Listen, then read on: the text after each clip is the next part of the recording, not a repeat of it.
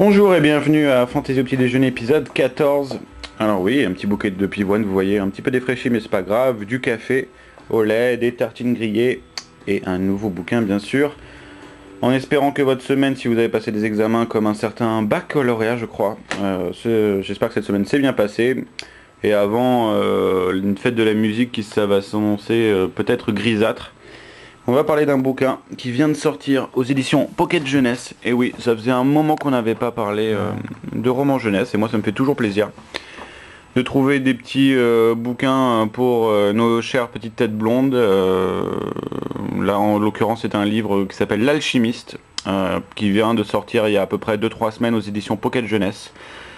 Écrit par Michael Scott, qui est un auteur relativement inconnu en France, mais pas mal célèbre en Irlande pour ses bouquins autour de la mythologie celte et compagnie. Alors l'histoire de l'alchimiste commence à San Francisco, en Californie, et met en scène deux faux jumeaux qui s'appellent Josh et Sophie, voilà, qui ont 15 ans, mais qui viennent d'avoir un petit boulot.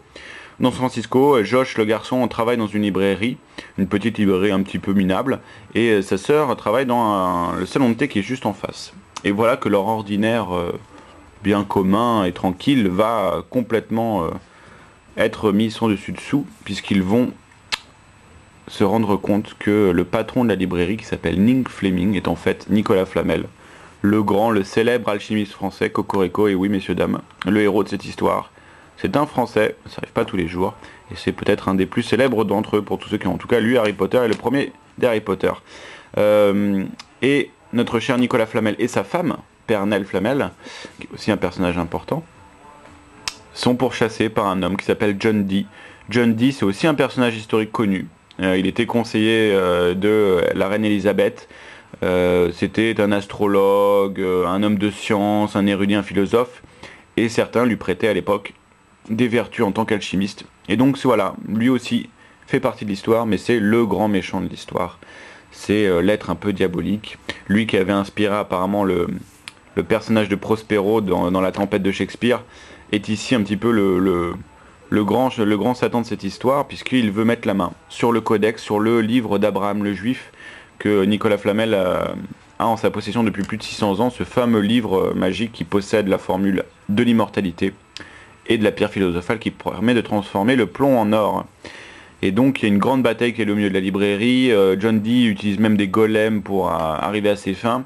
Il arrive à capturer Pernelle et à récupérer une partie du codex, mais grâce aux jumeaux, 2 pages du codex sont arrachées. Et évidemment ces 2 pages, c'est les 2 pages les plus importantes. Et oui, évidemment, ça ne pouvait pas être le prologue du bouquin.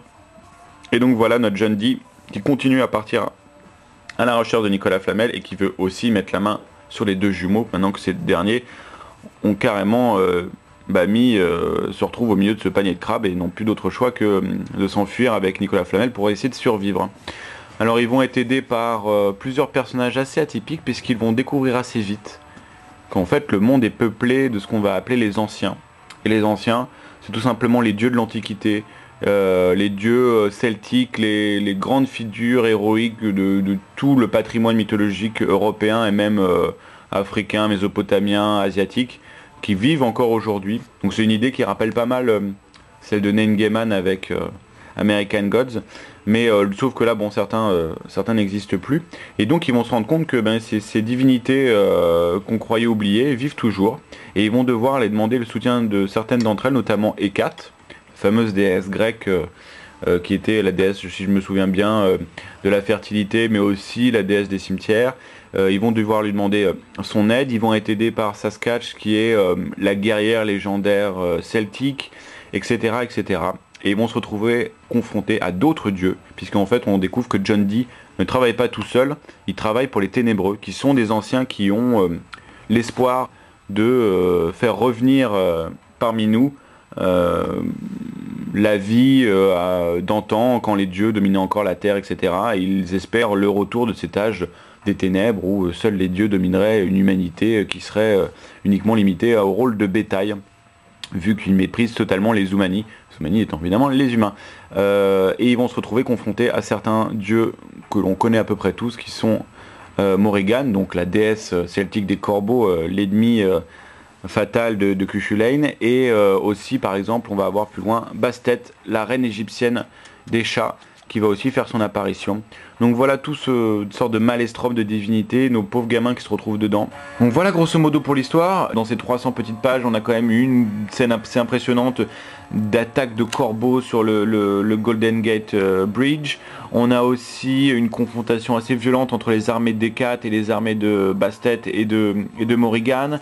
On a enfin des duels d'alchimistes entre John Dee et ses pouvoirs ténébreux qui sentent le soufre, et Nicolas Flamel et ses pouvoirs qui sentent la menthe poivrée, parce que les odeurs ont beaucoup d'importance dans le livre.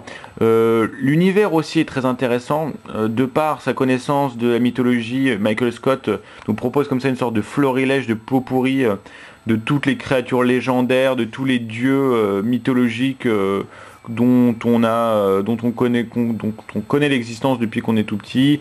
C'est très agréable. Il arrive aussi très bien à utiliser l'histoire avec un grand H et l'implanter dans son univers. On se rend compte que tous les événements qu'on a étudiés dans les manuels en fait sont plus ou moins liés aux activités de l'alchimie. Voilà, on va parler de l'incendie de Londres en 1166. En fait, c'était dû à une confrontation entre les deux alchimistes.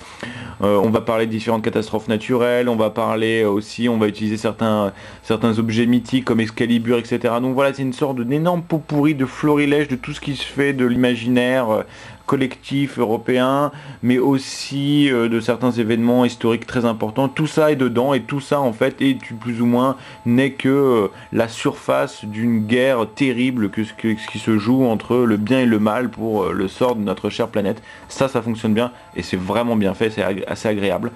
Après on pourra reprocher, parce qu'il y a quand même des reproches, un début assez mou. L'auteur met beaucoup de temps à mettre en place son univers, à raconter comment les dieux vivent encore parmi nous, blablabla. Il faut beaucoup de temps avant que nos deux héros comprennent enfin leur destin et prennent leurs responsabilités à bras le corps. C'est un peu dommage, on aurait préféré que l'action se mette plus en avant d'emblée.